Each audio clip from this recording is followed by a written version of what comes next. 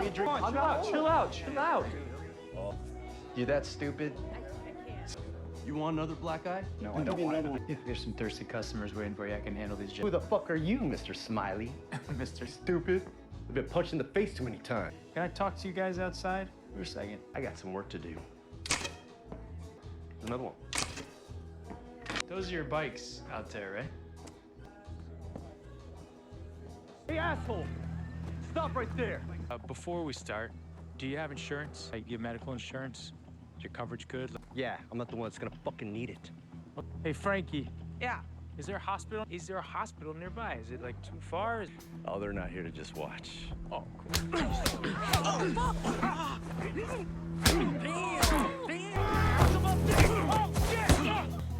Let's call this a draw. I'm gonna kill you! You got a car I could borrow? I do, yeah, but not. Bomb. He's probably got a concussion, and then he's got, and then the one, that one, I think. Is that one in front of yours? No, I just. Hello and welcome to 2.2 Recaps. Today we are going to recap a 2024 movie titled Roadhouse. We open in the gritty underbelly of an underground fight club, where two local brawlers Harry and Ron are absolutely throwing down. Trading leather in the center of the ring, Harry proves he's a step ahead. His hand speed is blinding as he completely smokes Ron, leaving him canvas-faced to secure the easy W. Watching from the shadows is Frankie, a woman clearly scouting for some serious muscle. But the vibe changes instantly when Elwood steps into the square. Flush with victory, Harry gets cocky, barking that he'll take this new challenger down right then and there. Elwood doesn't say a word. He just pulls back his hoodie, revealing his face to the crowd. The second Harry recognizes him, his bravado completely evaporates. Therefore, he terrifies himself right out of the building, muttering that he doesn't want to die, as he deserts the ring and runs for his life. Just like that, Elwood collects his easy payday and heads out to the parking lot. Therefore, Frankie makes her move and corners him by his ride. She admits she originally rolled up to recruit Harry, but after seeing a man flee from Elwood's sheer presence, she realizes she just found a massive upgrade. She explains that she runs a high-volume joint called the Roadhouse down in Florida, and a ruthless crew of local gangsters has been tearing the place apart. She wants him to handle the job of a bouncer there, but Elwood plays it cool, claiming he doesn't have the time. Therefore, Frankie hands over her number and walks away, leaving the choice in his hands. Turns out, Elwood is harboring some dark, heavy demons. Stranded and ready to end it all, he positions himself to let a speeding train punch his ticket. At the absolute last second, he decides against it and tries to crank his engine to get off the tracks, but the car stalls out. Therefore, the train hits his ride with catastrophic force, completely totaling the vehicle. Miraculously, Elwood survives the devastating wreck. Therefore, when he opens his eyes and sees Frankie's phone number staring back at him in the debris, he takes it as a sign. The next day, Elwood touches down in Florida. Right across from the bus terminal, he hits a local bookstore and meets a girl named Kate, who hooks him up with a guidebook on the local terrain, alongside her dad who runs the shop. Elwood tells them he's the new muscle down at the Roadhouse and heads straight to the venue. Once inside, he meets Laura the bartender and a kid named James, who instantly starts geeking out. In reality, Elwood is a legendary former heavyweight boxing world champion. Therefore, he has always been a straight-up hero to James. That very night, the Roadhouse erupts into a textbook barroom blitz, with bodies flying everywhere. Slowly, the chaos finally settles.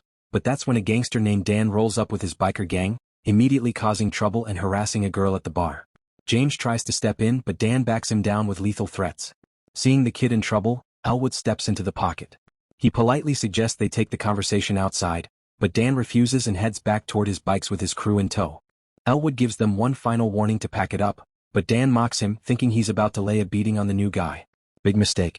Elwood goes absolute John Wick mode, dismantling Dan and his entire squad solo, folding them like lawn chairs with precise, devastating combinations. But our boy actually has a heart of gold. Therefore, he loads the broken bikers into a truck, drives them to the local ER, and gets everyone treated, casually admitting to the nurse that he's the one who broke them. While waiting around, a sharp-tongued nurse named Ellie confronts Elwood. She snaps that tough guys acting like heroes against gangsters just keeps innocent people from getting treated, but Elwood sets her straight, explaining he's just working a job for the money. Noticing he's bleeding from a minor cut, Ellie softens up and patches him up before he heads back out into the night.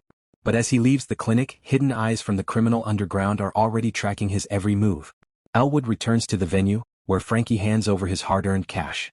Looking around, Elwood admits the coastal spot is actually pretty beautiful, but the piece triggers a heavy memory. He flashes back to his glory days in the squared circle, remembering the exact moment he entered the ring years ago. Laura breaks his trance, bringing him some breakfast and dropping some real talk. She tells him Frankie has hired plenty of heavy hitters before, and they all ended up running scared once the local syndicate put the pressure on. But now that Elwood has arrived, she feels like things might actually change for the better. Therefore, Elwood thanks her for the food and heads back out. Elwood makes his way to the bookstore to handle some digital business on Kate's computer, but outside, the tranquility is shattered yet again. Dan's leftover goons are actively terrorizing the street. Kate pulls a baseball bat to defend her turf, but the thugs just laugh in her face and mock her. Therefore, Elwood steps through the doorway. The second the gang spots the heavy hitter who completely smoked their crew the night before, they freeze, lose their nerve and instantly scatter. Kate admits she absolutely despises these parasites. Their constant extortion forced her dad to take a second job just to keep the lights on in the bookstore. Meanwhile, across town, the surviving thugs retreat to their corporate penthouse to report to the big boss, Ben. They lay out the grim news that their crew leader, Dan, is currently hooked up to N4 in the hospital.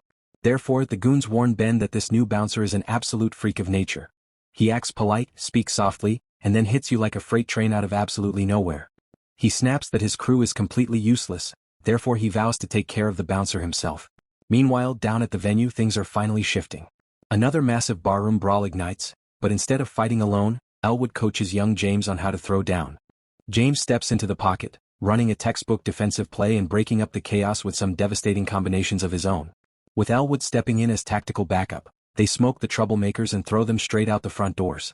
Therefore, the locals become absolutely crazy about Elwood, and he starts training a whole squad of local boys to lock down the club's security. But behind the hero persona, Elwood is privately drowning in his own psychological nightmare. That night, Elwood catches a brutal flashback in his sleep. He dreams of his glory days in the octagon, mocking an opponent before landing a vicious, disrespectful slap. Therefore, he wakes up in a cold sweat, deeply disturbed by the violent beast lurking inside his own skin. To clear his head the next morning, he hits a local diner for breakfast and crosses paths with Nurse Ellie. He tries to keep it light, mentioning that the food is as good as advertised, but notes that the locals seem incredibly angry. Ellie drops some real talk, explaining this town has always carried a dark edge. The true danger finds him that very night. As Elwood walks home from his shift, a massive truck blindsides him from behind. It's Dan, back for revenge and looking to score a vehicular homicide. Elwood executes a lightning-fast dive to save his own skin, but Dan spins the truck right back around for a second pass. The killer loses control and crashes straight into the water, but miraculously survives and emerges soaking wet. Elwood retreats back to his houseboat, but Dan is already waiting in the shadows with an ironclad grip on a firearm. Dan gloats that he wanted to frame Elwood's death as a tragic hit and run, but now he's just going to put a bullet in him. Elwood reacts instantly, disarming the thug and launching him straight out of the boat. Dan splashes into the water, screaming death threats, but his time officially runs out. A massive Florida crocodile breaches the surface, snaps its jaws around Dan, and drags him screaming into the abyss.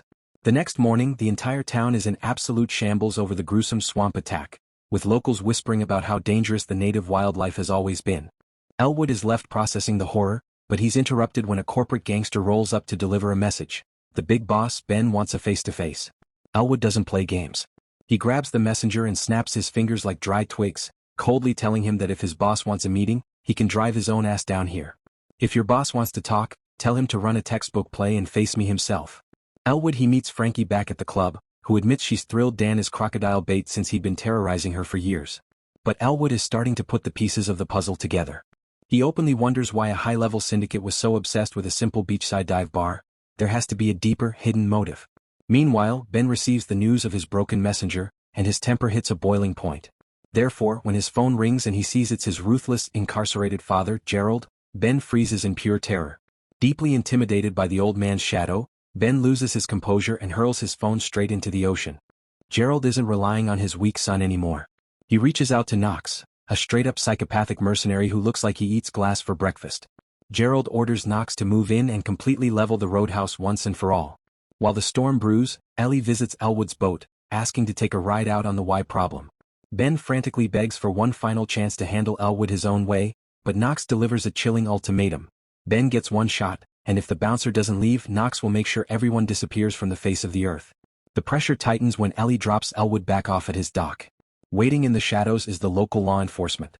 The police ambush Elwood, and the corrupt sheriff corners him, flashing his service weapon and viciously beating Elwood while demanding he pack his bags or leave in a body bag. But before the sheriff can pull the trigger, Ellie charges in and slaps the lawman across the face. She grabs Elwood and pulls him out of the hot zone. On the getaway drive, Ellie drops a devastating family secret. The corrupt sheriff is actually her father. He used to be a good cop, but he became a compromised puppet for Gerald, and now he takes orders from Ben. While Elwood is dealing with the law, Ben sends 2 arsonists to torch the bookstore. Kate tries to stand her ground against the flames, but the syndicates are playing for keeps now. That night, Elwood steps back into the roadhouse, only to find Ben waiting for him inside. Ben mocks him, stating he knows cash won't make a guy like him walk away. He reveals he dug up Elwood's hidden past. Elwood is a former legendary MMA world champion whose career ended in absolute tragedy.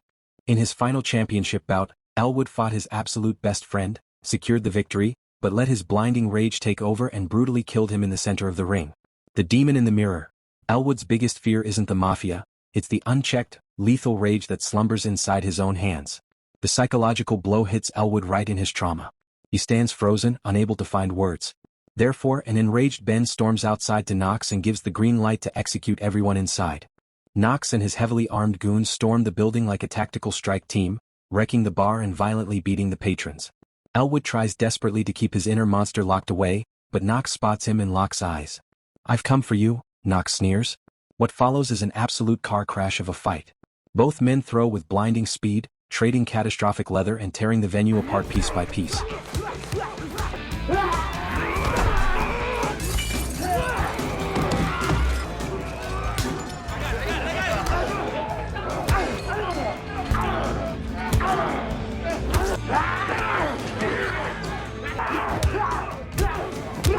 They trade heavy ordnance until the momentum hurls them both crashing through the exterior walls into the dirt outside. Elwood is heavily lacerated and physically broken, therefore he chooses to retreat into the night, leaving the roadhouse completely demolished. A devastated Frankie finds Elwood bleeding in the wreckage. She tearfully begs for forgiveness, admitting she hid the true scope of the mafia's interest because she couldn't bear to sell her family's venue. But Elwood's trauma has completely taken the wheel. Cold and detached, he tells her he doesn't care who dies anymore, admitting out loud that he is terrified of what he will do if he stays. He hits the bus terminal to abandon the town, but the universe pulls him back in. He looks across the street and sees Kate's bookstore burn to a pile of ash. He sifts through the smoking rubble, demanding answers from a bystander who informs him that Kate and her father were critically injured and rushed to the ER. The switch flips. The peaceful bouncer is officially dead. The monster is out of the cage. Elwood intercepts a syndicate scout car outside the ruins. An arrogant gangster brags about what they did to Kate, but Elwood doesn't let him finish the sentence. He unleashes his full heavyweight power, completely finishing the thug on the spot. "I told you I was afraid of my own anger," Elwood growls to the empty street. "Because when I get mad, nobody survives." He tosses the lifeless body into the bed of a pickup truck. A terrified getaway driver inside the vehicle starts begging for his life, sobbing that he was just a low-level guy hanging out while Ben's massive drug money shipment was being prepared for the mafia. Elwood lets the kid run. Therefore he now has the exact location of Ben's entire financial operation. Haunted by the memory of taking his best friend's life in the ring, Elwood decides if he's going to be a monster, he's going to point it directly at the syndicate. The next day, a corrupt official prepares to transfer millions in dirty cash to the mafia cartel. Elwood executes a flawless tactical ambush, liquidating the target and seizing the cash-filled duffel bags. He loads the payload onto his boat, rigging the entire vessel with high-grade explosives. But before he can launch, the corrupt sheriff rolls up with devastating news. Ben has kidnapped Ellie and is holding her hostage on his luxury mega-yacht, demanding his cash back. Hours later, Elwood pilots a secondary boat into the harbor, cutting the engines right alongside Ben's yacht. Ben looks down from the deck and snarls that he doesn't see the money bag, but Elwood fires right back, noting that he doesn't see Ellie either. Ben scoffs, bragging that she's locked downstairs, while Knox begins closing in from the stern. Elwood smiles, reaches into his pocket and presses the detonator. Therefore, his rigged decoy boat explodes into a massive fireball, tearing open the hull and causing water to rapidly flood Ben's luxury yacht. Amidst the fiery chaos, Elwood dives into the sinking lower decks, extracts Ellie from her flooding cell, and swims her back to the surface. But the second they break the waterline, Ben makes a desperate play, snagging Ellie and dragging her onto a high-speed getaway vessel. Meanwhile, Knox launches an ambush from behind. Elwood leaps across the gap, grabbing the hull of Knox's boat as they blast across the waves. They trade brutal, close-quarters shots on the moving decks until Elwood hurls Knox into the wake, but the lunatic catches a trailing line and starts climbing back up like a demon. At the exact same time, Ben steers his massive ship directly into their trajectory, setting up a fatal head-on collision.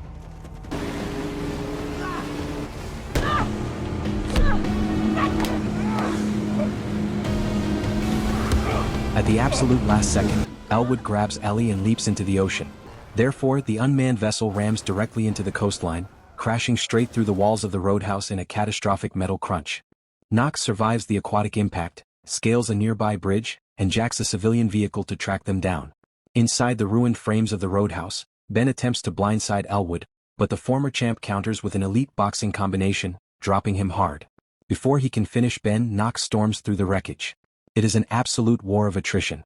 Both men are severely battered, spilling blood across the broken floorboards.